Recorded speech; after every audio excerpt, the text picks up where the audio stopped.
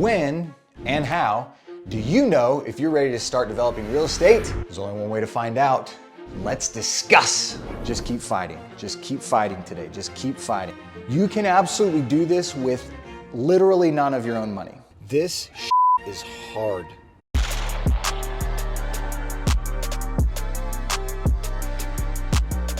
Welcome back to Brian Bandis Builds a Business, where we discuss real estate development, business building, and how to do both while staying sane and healthy in mind, body, and spirit. So a couple weeks back, Luca Covini commented on a video, and here's what he said. He said, I wanted to ask you for some advice on your experience. How would you advise a guy to get into this business right away? I can't read. Would you advise a guy to get into this business right away, or first have a cash flow business and then maybe wait even a few years and then diversify here? So the question is, how do you know when you should start trying to do this? So in the last video, we discussed whether or not you should decide to develop real estate. There's a lot of great things about it, a lot of really challenging things about it. And if you decided that the answer was yes, then this video might be a logical next step, and that is to go, okay, how do I start developing? How do I make that transition? How do I know when it's the right time? Now, there's a lot of factors to that, and this is a real tough one because truly the answer is going to be different for every single person. Your skill set, your finances, the market you live in, your personality, your family situation. Do you have a spouse who's really nervous or really excited about it? There's so many factors that are going to be unique to your situation that are different than mine. So what I tried to think about is, okay, what are some principles that I think would be true from one person to the next that can sort of help guide you as you think through how and when to start developing if that's what you think you want to do. Now for me, because I love development, and it's been a really challenging experience, but it has been awesome and fulfilling. So my temptation is just to be like, yeah, you should start right now for sure, because it's the best. But the truth is, not everybody should do this at all, and certainly not everybody should start right now. And the reason I know that is because there was a period of time where I knew I wanted to move toward this and where it wasn't the right time for me to start. So really, I came up with 3 things that I think it's important for you to consider, okay? Number 1 is sort of an introspective look. Where are you at personally? What's your emotional, your EQ, as they say? Number 2 is gonna be an assessment of the market, the macro market, what's going on, and then the micro market where you live, what's going on there and how that might affect you starting this development journey. And the third one is, I couldn't think of a cool name for it, but it's basically, if we're going internal and then macro external with the market, now we're gonna go external but personal. So what are your finances? What are your business relationships? What's your bankability? All of these things that are gonna affect your ability to build this business. We're gonna take a look at those 3 things. Let's start with this idea of where you're at with your EQ, your personality traits, your character development, all of that. So the first idea is this idea of your sort of emotional, personal character development. That's a hard thing to quantify, and let me promise you, I'm not standing here saying, hey, you gotta be as emotionally mature as me or you're not gonna succeed and I have it all figured out. That is absolutely not the case. And we'll get to that in a second. But the bottom line is, this is one of the most challenging things I've ever done in my life, probably second only to being a husband and a father. And there's a certain reality to the fact that the question is, can you handle it? Now the question isn't, were you born at a place where you can handle it? It really has to do with, like I said, a process of growth. And I'm comfortable saying that there are plenty of versions of me who couldn't handle it. And frankly, the current version of me can barely handle it at times. When I got into real estate, I went through the most profound sort of emotional development and growth that I've ever experienced. And working in real estate was the catalyst where I ran up against a ceiling that was created by my own emotional limitations and things that were unresolved. And it caused me to actually start going to counseling and start working through some things, because I realized, man, these beliefs about myself and these beliefs about the world, They do not serve me, and they're incredibly limiting, and I am not gonna get where I wanna go if I don't address some of these emotional and character-related limitations. The other aspect that I think is incredibly relevant is to realize that this whole thing that I'm doing and this whole thing that maybe you're considering doing is all about relationships. Right from the beginning, I'm trying to build relationships who are willing to bring me deals when they find them, and mutually beneficial relationships with wholesalers, investors, agents, and then I've got to build relationships with lenders and try to convince them to lend me, millions of dollars, and investor partners, try to convince them to invest hundreds of thousands of their dollars, if not millions of their dollars, with me and my company. And then from there, I'm dealing with neighbors and builders and subcontractors, attorneys, engineers, architects. The list is extremely long, and all of the relationships matter. Furthermore, all of those relationships are standard human relationships, which means sometimes I piss those people off and sometimes they piss me off. And so have I developed to a point where I can interact with them and respond to those situations in a healthy way that is still beneficial to my business, that preserves the relationship and allows us to keep moving forward with dignity and respect for one another. A few sort of key qualities or traits that jump out to me off the top of my head that play a big role in what we're doing. The first one's patience. That is absolutely crucial. You're not gonna hit the timelines you want in almost any aspect of this. And it's gonna be because of other people messing up or doing things that you don't like. Can you respond to the situation and to the people with patience? Another crucial one is developing really, really healthy, clear communication habits. Do you communicate directly and openly, or are you passive aggressive and subversive? Another big one is flexibility. Things are not gonna go the way you planned, not just with your timeline, but with so many other factors. Can you remain flexible and agile and move with the situation and sort of roll with the punches and take some hits? I love a good boxing analogy. Another huge one is resilience. And I know these are all along the same theme of the fact that there's a lot of this that's out of our control and goes poorly, but I can tell you now, several years in, probably the most crucial character trait that I've had to continue to cultivate and really actively work on is resilience. And I have days right now, particularly in the last year, where the market's been incredibly challenging and a lot of things have not gone the way I want. I have days where I'll be driving in my truck, these thoughts are rolling through that are painful and frustrating, and I'll just say out loud, just keep fighting. Just keep fighting today. Just keep fighting. And I'm literally driving down the road alone in my truck saying that to myself. I share these things because to pretend that you don't have to have a certain amount of emotional and personal wherewithal to do this is foolish. You do. It's challenging. So there isn't a magic age, a magic number. Oh, you're 39 and now you can handle it, or you're 30 or you're 25. It's not about that. It's about you actively, proactively working on personal growth and working on the development of your character and working on how you react to certain situations. What's your worldview? So that's a tough one to quantify. I can't tell you, hey, here's how you know when you're ready. I can tell you that it is crucial for you to have an awareness and be proactive in examining yourself, examine the way you're reacting to things, examine the way you're handling situations, examine the way you're treating people, and keep an awareness and continue to be hungry to grow. If you have a moment where you go, man, I overreacted to that person, take a second to step back and go, why? Oh, well, I felt like they threatened my future, or I felt like they were taking money from me, or whatever it is, and then dig into why you're behaving and reacting the way you are. Guys, the irony of me sitting here talking to you about EQ and emotional maturity or whatever is that I began to film this segment a little bit ago. It was right after getting a pretty tough phone call about some problems on one of my projects and some pretty discouraging information. And I'm trying to push through and I'm recording this segment, and then in the middle of me like talking about it, my phone dies and I just have a complete outburst of frustration, some profanity. And it wasn't just the phone dying, it was sort of just this like everything. And the reason I share that with you is that why I bring up this whole idea of your character and your emotional development is that it is so integral to this. This shit is hard. And when it is going well, man, it can go really well. You can win big and it is fun and exciting. And I am telling you, that the price of admission matches that upside. And when it is going poorly, it can go really poorly, and it can be really bad and really difficult.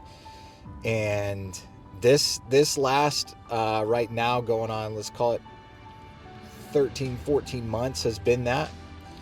Not out of the woods, taking a lot of hits. And I was just laughing at myself. Later, it took me a minute to get my head right. I was laughing at how ridiculous it was that in the middle of filming a brief segment about emotional, emotional growth and EQ, that this little thing happens that just totally triggers me and I totally lose my cool. Alone in a house that I'm building, no one around, just sitting there swearing and losing my temper and losing my head. And I just say that to say that I'm human, and I am not sharing this portion about character and EQ because I have it dialed in. I don't. But it is super, super important. The second one is really obvious, and I think this is the one that most people expect me to talk about, and that is the financial aspect. So I've done a number of videos talking about how to approach development financially. And here's what I would say. You can absolutely do this with literally none of your own money. You can. Now, what I don't mean is that you don't need an income. What I think is probably the best way to do this is the way that I'm going to share towards the end of this. In fact, stay tuned at the end of the video. I'm going to tell you exactly how I sort of took the leap to doing this full time. But I would say that you need to have a really good grasp of your monthly budget. What do you need to survive? How are you going to cover that? Remember that these are long deal life cycles. You find a great deal today, you're not cashing a check for at least a year, Okay, so you've got to know how you're going to survive and pay your own bills. You also need to know how you're going to cover unforeseen expenses, whether it's your interest rates going up like mine just did over the last year to where my carrying costs are tens of thousands of dollars higher per unit. How are you going to cover, or who is going to cover, other various upfront expenses? Like before you have a construction loan, you're probably paying for architectural plans, maybe even engineering plans, and things that you need in order to just get a building permit. Those all cost money before you even have a construction loan in place. So what I don't want you to think is that you have to have every single dollar in order to do this, but you do have to have a plan. And you do have to know, here's the things that could possibly happen, and here's how I'm going to handle them. Here's where the money is going to come from. Real estate development does require money. As I've said a million times, it doesn't have to be yours, but it does require money, and you do have to have access to that money. So another pretty relevant factor here is your relationships. Do you have some solid banking relationships? If you don't, all right, now you know what one of your next steps is, right? Do you have some really cool, solid investor relationships where these people will hear you out about a deal, and if the numbers make sense, they're ready to jump in? For me, not only do I have, at this point, investors and bank relationships, but I've got some really phenomenal relationships with other entrepreneurs and business people who, particularly over the last year, I have turned to numerous times and said, hey, here's the situation. I'm concerned, I feel stuck, I need some advice. And so not only do I have these really practical relationships of investor, banker, attorney, so on, I've got these relationships where I can turn to people with great insight and wisdom and just bounce things off of them. By the way, before we finish up with the third item that I think you should examine before you decide when to start developing real estate. Last video, I told you that I was gonna give a free book to somebody. So here you go. The book goes to my guy, Carter Brown, 9695, who very kindly said that I pull off the mustache, which as you can see, for now, the mustache is staying. Now, when I wrote this and I self-published it on Amazon, I padded my stats and I bought like 30 of them because I wanted to have them to give to friends or family or people that I met through business who might have an interest in it. So I've got more of these on my shelf. And if your name isn't Carter Brown and you want one, you can either go to Amazon and spend like 10 bucks. And I feel pretty comfortable saying like this is worth a $10 bill. But if you're cheap and you don't want to do that and your name's not Carter Brown, then let's do the same deal. Drop a comment below and here's what I want to know. What is the scariest or most daunting thing about trying to start developing real estate if that's something you're wanting to do? What keeps you from taking the leap? Drop me a comment below, let me know. That way I can try to address it in a video if I haven't already, and I can pick somebody to give a free book to. All right, guys, so last but not least, it's the market, point number 3. And you can look at that from a macro aspect of what's going on, in the world or in our country. And then you can look at that from a micro aspect, sort of a local aspect, and go, what's going on in my area, my city, that might affect what I'm trying to do. And for me, that's Nashville and the surrounding areas. Wherever you are, you're gonna look at it and you wanna understand what is the state of supply and demand. In Nashville, supply and demand is actually still fairly favorable. We're still at a shortage of housing long term. But short term, we have some national factors that definitely play a role in our ability to sell houses. The main one being interest rates that really slowed down buyers and made them less willing or less able to pay the same amount for homes that they had been. Now for a developer, that's particularly problematic because I bought properties and projects in a certain market and now I'm trying to sell them in a different market. I bought them with the assumption that, okay, we will sell them somewhere around this sales price, which has been true for several years. And then I end up at the end going, oh shoot, like there are less buyers and they're paying less, so I'm gonna hold this longer, it's gonna take longer to sell for less. How do I solve that problem? So having an awareness of what's going on in the national market and how that might affect your local market is crucial. I actually have the sneaking suspicion that now might be a really good time to get in. We've been struggling for a bit and I see a lot of things that make me think that the market might move favorably over the next year, which would mean if you started now, you're probably in a reasonably favorable seller's market, seller-ish market by the time you're finishing your project in a year or more. This is not financial advice at all. This is just my opinion and observation. So that is one example of how somebody might look at the macro market and say, hey, it looks like, typically we follow this pattern. We've been in what I think is the trough and, the Fed said they're gonna do X, Y, and Z with rates, so maybe now's a good time to start. On the flip side, you could look at it and go, man, there's a lot of uncertainty in my particular area. Everybody's moving out. The population in my city is going down. And so regardless of rates, I don't have confidence that if I build something a year from now, there's gonna be people willing to pay for it. Now, one way to respond to that is to partner with a really excellent real estate agent who has an understanding of these factors and can say, hey, you're not wrong. The demand is not particularly high. So when you finish this product, you need to price it here.